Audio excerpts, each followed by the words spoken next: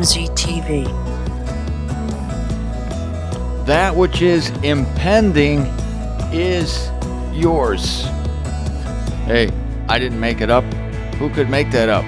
That's Paul in 1 Corinthians 3:22. I'm still on this all is yours gig. I can't quite get over it. I need it.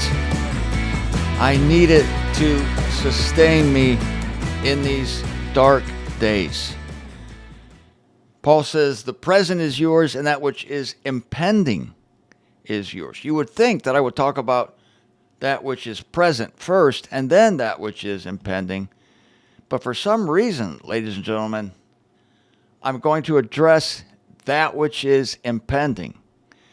Because that which is impending is immediately impending.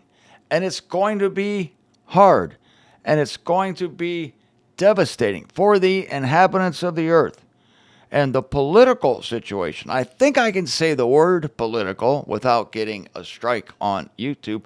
The political situation that is impending is going to happen because of and for you. Welcome to another show. I'm happy to be here with you. This is Martin Zender. I am the world's most outspoken Bible scholar. Yes, you heard right. Unanimously voted so. And it's a highlight of my day to be able to address you here on this unique platform, talking to all of you, all members of the body of Christ around the world. The word impending in the Greek is the word mellow. That's right. And they call me mellow yellow sometimes. There you go, mellow. M-E-L-L-O. That's the Greek word impending. If you look at the word impending in the concordant dictionary, in the back of the concordant literal New Testament, you will find that it says, see, about to be.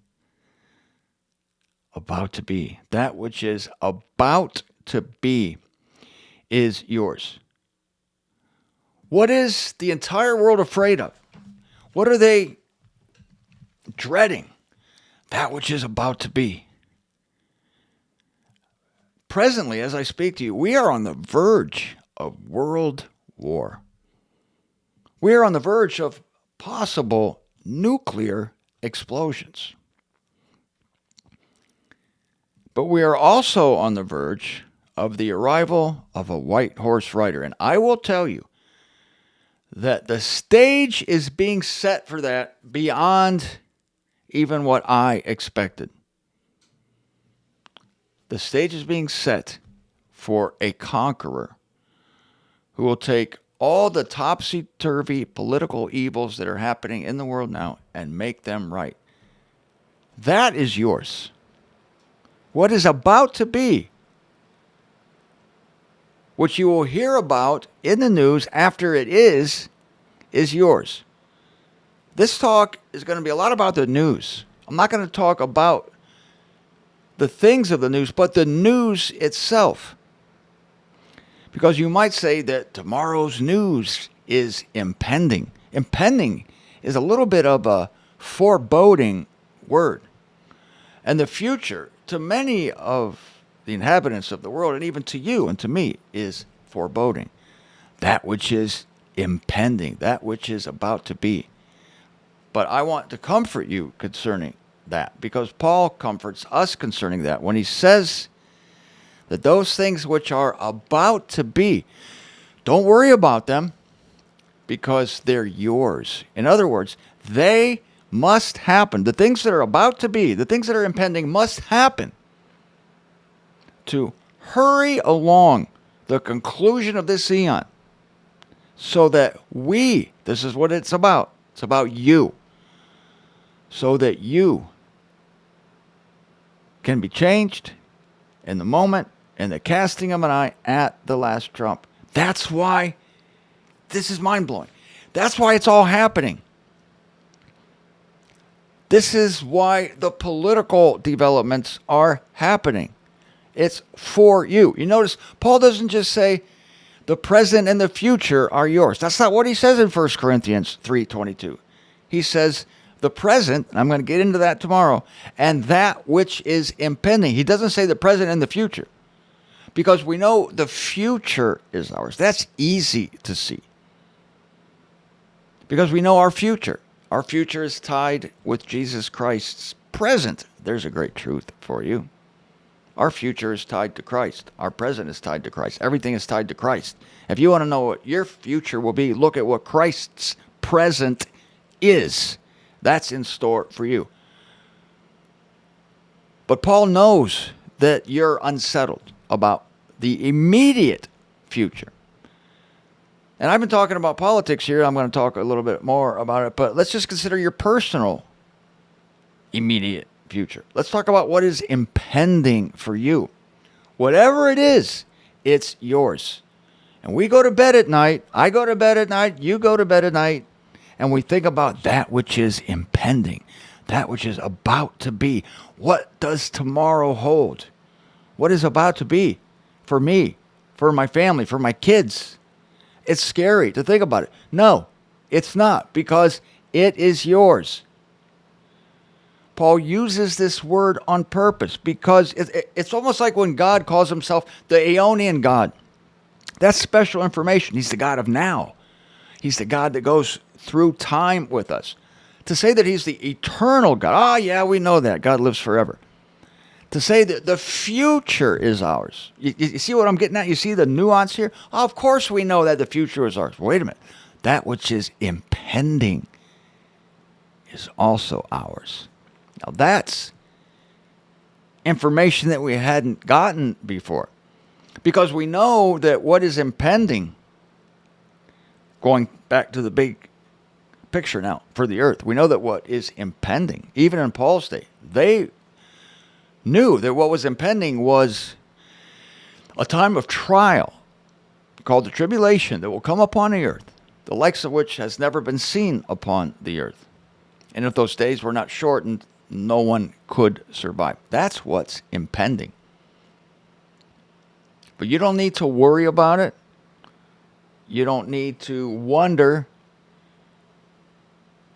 what you should do about it or if you should have a part in it. Because Paul doesn't say that you have to do this in order for what is impending to be yours. Or you have to have this mindset in order for what is impending to be yours. You have to go into a closet and meditate. Or you have to behave yourself. No, he says to the Corinthians of all people. These were the most soulish people, the most bickering, the most immature ecclesia Paul had to deal with. And he's saying these truths to them. And this is astounding. And so the least of you out there, that is those of you who think the worst of yourself, concerning your fear, concerning your foreboding. I correspond what's impending with foreboding.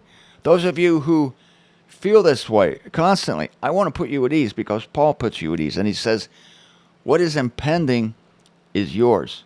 And nothing that is going to happen happens apart from God having you in his mind. Because all is yours, you are Christ's, and Christ is God's. And I've been telling you throughout this, didn't even intend it to be a series, but it is about all is yours. It is that we are the most important people on the planet to God. And he is readying the stage. He's readying the stage of earth with its politics for us so that the political situation will develop to create the stage for the Antichrist, the man of lawlessness. That stage is being created now, and that stage is being created with you in mind. So when you watch the news, nobody's going to be mentioning you. They're not going to be talking about you. Nobody's going to be coming to interview you to see what you think about the news. You're not that important to the movers and shakers and reporters of this world. They don't give a dang about you. But God and Christ do. In fact, they are orchestrating the minds of humans Remember, God causes 10 kings to form his opinion, Revelation 17:17. And that is to give their kingdoms to the wild beast. This is being formed now. And it's being done with your snatching away in mind, because that's the next big thing on God's Aeonian calendar. Your snatching away. And there are certain things we know that have to happen. Paul talked about it. Remember, the Thessalonians were concerned that the day of the Lord was already there, among them, was already there, because they were suffering so much. And Paul says, no. The man of lawlessness has to come first. But he can't come until you're snatched away. You are the detainer. You're detaining him. Your presence on the earth, Paul told the Thessalonians, is keeping the man of lawlessness from being unveiled, which is keeping the tribulation from happening. You notice that I am talking about impending things in a negative light, because I think that's what Paul wants us to think here. I don't think he wants us to, in this particular phrase, that which is impending is yours. I don't think he's directing our thoughts toward the snatching away, toward our exaltation to the right hand of God. I don't think he is, because we already know that. We already know God's the eternal God, but he's the Aeonian God. He's going through time with us. We already know that our future is secure. It's like we know that. But what we seem to be unsure about, what we seem to be quaking over, is that which is impending. War, famine, plague, disease, starvation on a mass scale, death on a mass scale, political leaders becoming tyrants. These are the things I believe Paul had in mind. And he wants you to know that it's all being done. It's all being staged for your sake and the sake of our assembling to Christ. The leaders of the world don't know it. Putin doesn't know it. The orange guy doesn't know it. None of the leaders know it. They don't know us. We have been being formed in secret for years. And in the meantime, as I said yesterday, we're meek, we're poor, we're mourning, we long for righteousness, we hunger and thirst for it. We're not yet satisfied concerning any of these things, because our satiation is being deferred wisely by God. If it was up to me, we'd have it now, but we don't. So the fact, think about it this way, the fact that it is impending and not here yet, that is also yours. That's a good point. Never thought of that until right now. The fact that it is impending.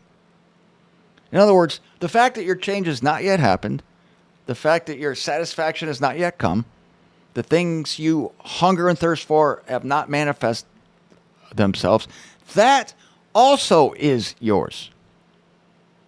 Lack is yours. Want is yours. Hunger is yours. Thirst is yours. It's all yours, because it's all necessary as the evil players on this earth take the stage and do their thing, rattle the sabers. It's all being done to set the stage for the coming of Christ to the earth, to bring his religion and politics to the earth. But we know that before that can happen, here we go again. Before that can happen, the tribulation has to happen. And before that can happen, the man of lawlessness has to be unveiled. And before that can happen, you and I, we have to be out of here. Out of here. And it's true that that also is impending. But again, I say again, we know that's ours. But the steps leading up to it, the minutia that you're going to hear about in the news every day, and it's all bad now. But I really think that something pretty remarkable is going to be happening starting in November here in the United States. Something that will reverberate throughout the world. I believe the White Horse Rider will be coronated very soon. And even though that will look righteous, and even though the White Horse Rider will enact things that we long for, we know that it will turn on a dime, and it will be, and the White Horse Rider will turn into the man of lawlessness. It's funny, somebody asked me, you might have seen this if you watched the Q&A at the Nebraska conference. I was speaking on these things. I can't get into specifics here, obviously, and somebody said, "You mean you would vote for the person who would become the man of lawlessness?" I said, "Hell yeah, I'll vote for him twice." A lot of people were amused by that statement. Well, I stand by it. I stand by it. Some very interesting political situations are impending that will lead to the tribulation. Ladies and gentlemen, we're not going to be here for the tribulation. But the tribulation has to happen for the kingdom to be inaugurated.